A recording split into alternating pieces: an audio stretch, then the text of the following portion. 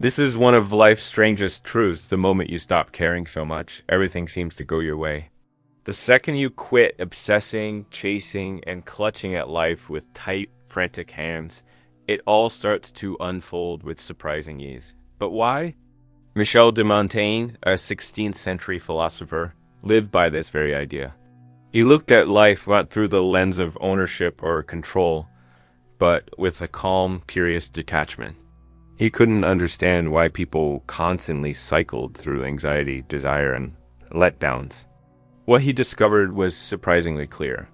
Our obsession with control is exactly what makes us feel so out of control. Picture this, you're trying way too hard to win someone over. Every message, every word, every gesture is carefully calculated. You're trying to be flawless, but the effect? You come across as tense, robotic, and overly self-conscious. Now picture someone else, laid back, confident, present. They're not trying. They're just being who's more compelling. That same dynamic applies to nearly everything: money, love, ambition. The more desperately you chase out of fear, the more those things seem to evade you.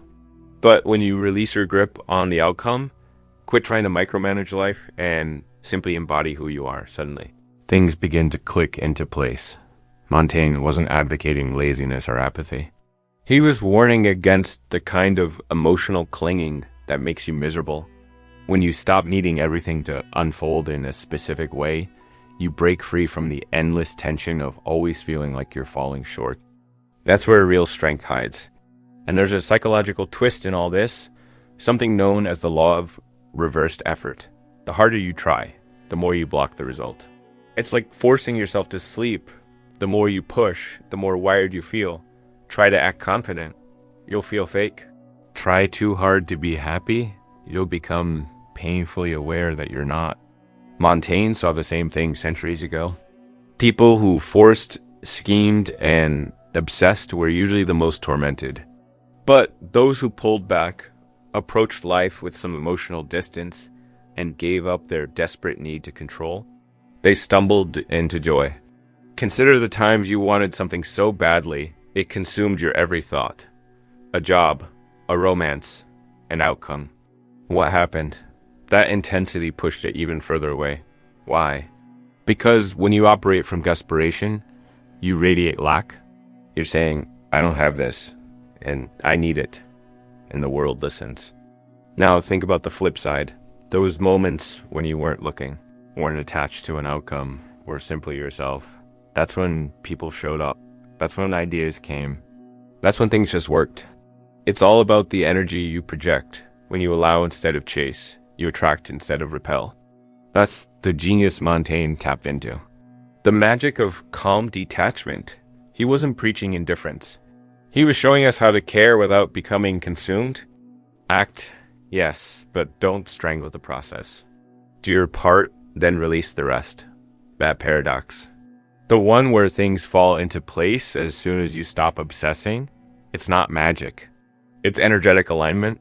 When you drop the need for rigid outcomes, life unfolds more freely. Ironically, the moment you relax, you gain a different kind of control, not by force, but through flow. Control doesn't come from squeezing tighter, worrying endlessly, or trying to steer every detail. It comes from harmony, tuning yourself to the natural current instead of fighting it. Montaigne lived this. He spent his days observing why some suffered no matter what, while others remained serene in the face of disaster. What he saw was this: most people trap themselves.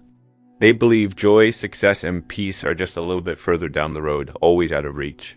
But that mindset, always grasping, always chasing, creates the very gap they're trying to close.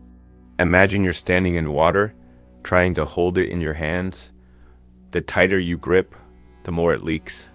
But when your hand stays open, the water gathers naturally. That's the secret. The right kind of effort feels like no effort. It's about being, not forcing, and that's where most get lost. We've been taught that constant striving equals progress. But Montaigne's perspective flips that. Letting go doesn't mean giving up. It means realigning. It means working with life, not against it. Think of the people you admire, the ones who seem magnetic, focused, and in control without ever appearing desperate. They're not faking calm, They've learned to detach. Detachment doesn't mean passivity. It means dropping your need to force outcomes. It means releasing the fear-driven obsession with what could go wrong. You still take action, but you let go of the anxiety. You still show up, but without trying to dominate what follows. That mental shift, it's a quiet revolution. Suddenly you're not drained. You're not stressed. You're not clinging to a fantasy that only makes you miserable. Because when you stop needing everything to happen, things start happening. And the people who master this, they live in an entirely different reality.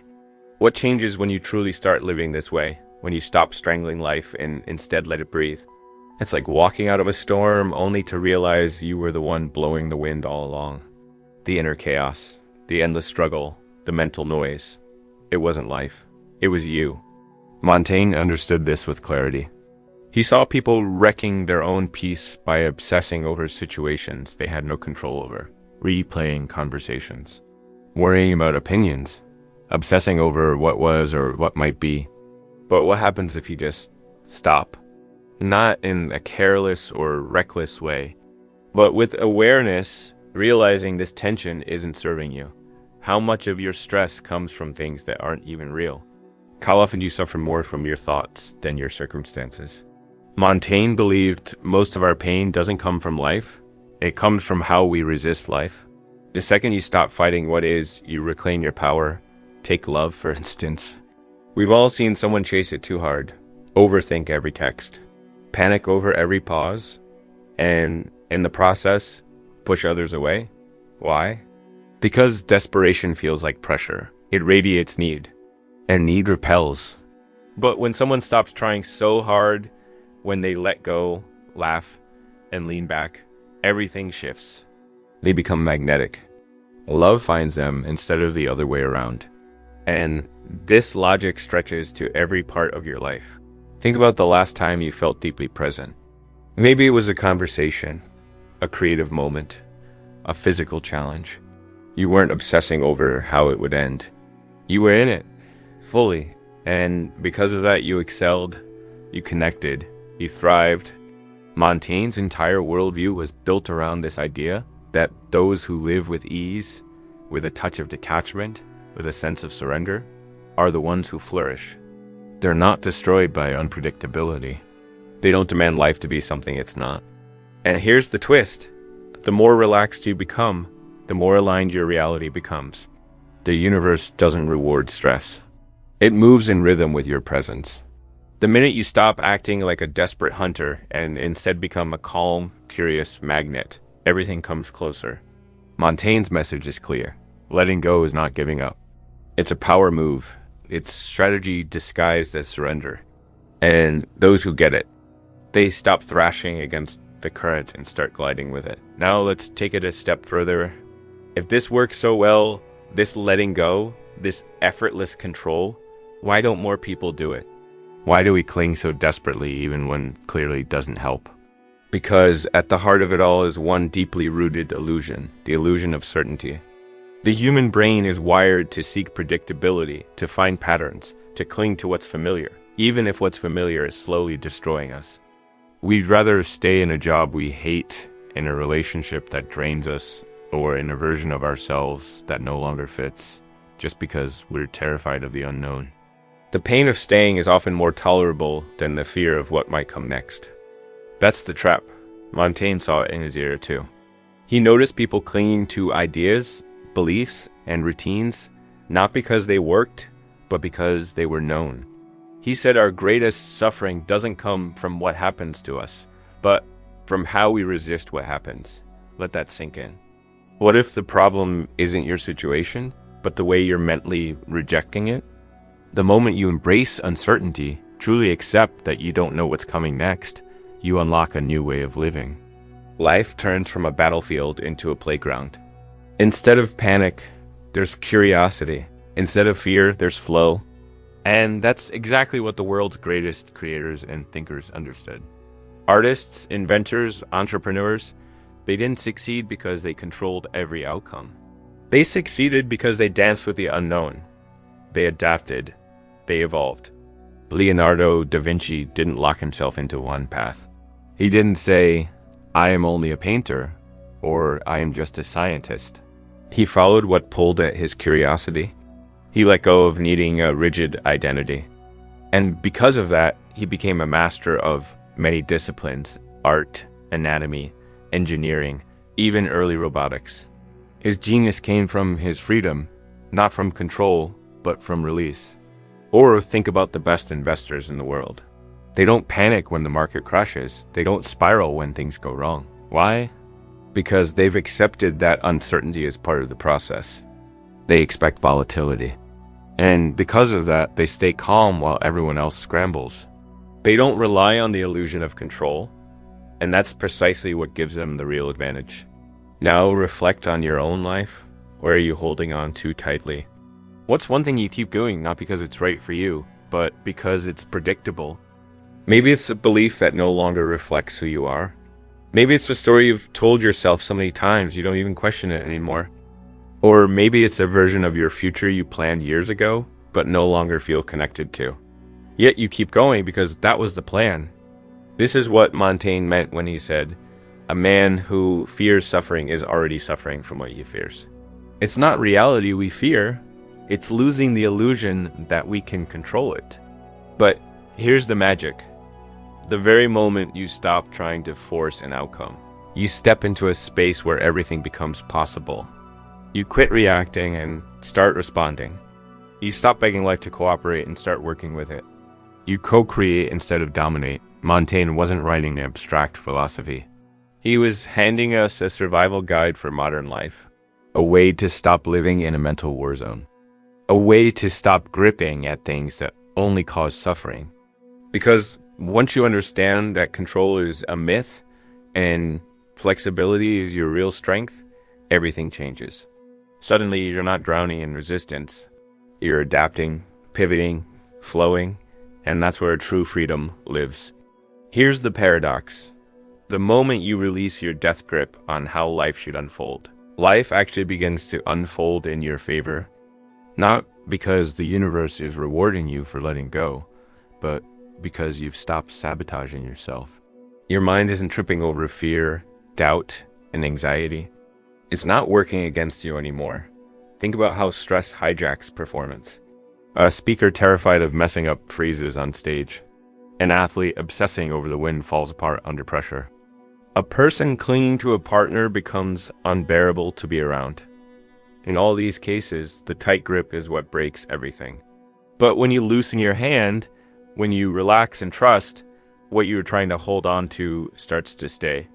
Montaigne understood this long before psychology caught up. He saw how fear poisoned people's lives, not fear of actual danger, but fear of loss, of judgment, of failure, of the unknown. And he realized that fear itself was the root problem, not the situations we attach it to. If you've ever had a moment where you stopped caring what others thought, really stopped, you know how liberating it is. Suddenly conversations flow. You say what you mean. You laugh freely. You're not hiding anymore. When you stop trying to impress, creativity floods in. When you stop clinging to people, relationships deepen.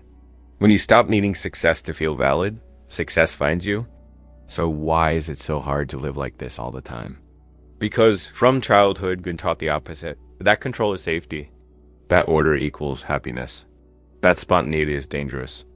We've been trained to believe that everything needs to be calculated, planned, measured, and anything uncertain. That's a threat, but take a look around. The most fulfilled people don't obsess over control. They don't lose themselves trying to predict the future. They lean into change. They trust their ability to adapt. They know that the line between structure and suffocation is razor thin, and they've learned to dance on that line with ease. Here's the hard truth. Most of your stress isn't coming from what's happening. It's coming from your internal resistance to what's happening. It's the mental tug of war between your expectations and reality. The nonstop loop of this shouldn't be happening when in fact it already is. That's the real struggle. So here's your invitation. What if you saw uncertainty not as something to fear, but as something to embrace? What if you approached life not like a battle, but like an improvisation? A fluid, shifting experience meant to be lived, not controlled. When you stop forcing life into your narrow blueprint, you finally start living the real thing. And in that space, when you let go, when you stop gripping, everything starts to fall into place. If this message struck something in you, drop a comment below. What's one area of your life where letting go made everything shift? And if you want more insights like this, make sure to hit that subscribe button so you don't miss what's coming next.